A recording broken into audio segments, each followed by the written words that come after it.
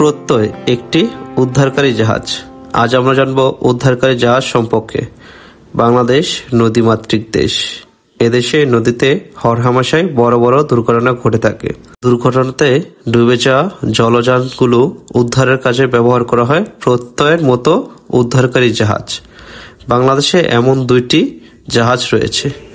একটি হলো প্রত্যয়, যেটি নারায়ণগঞ্জ ৫ নং খেয়াঘাটে অবস্থিত বা নোঙর করা থাকে, এবং অন্যটি হলো নির্ভীক, যেটি বরিশালে নোঙর করা অবস্থায় থাকে। ২০১২ সালে এই জাহাজগুলো দক্ষিণ কোরিয়ার কাছ থেকে ৩৫৬ কোটি টাকা খরচ করে ক্রয় করা হয়। এগুলির এক একটি ধারণ ক্ষমতা ২৫০ মেট্রিক টন ওজন। এগুলি নদীর তলদেশ থেকে স্বল্প এবং মাঝারি ভারী আকারের জলযানগুলো উদ্ধার করতে পারে। প্রত্যয় এবং নির্ভীক বাংলাদেশের সবচেয়ে বড় উদ্ধারকারী জলজাহাজ।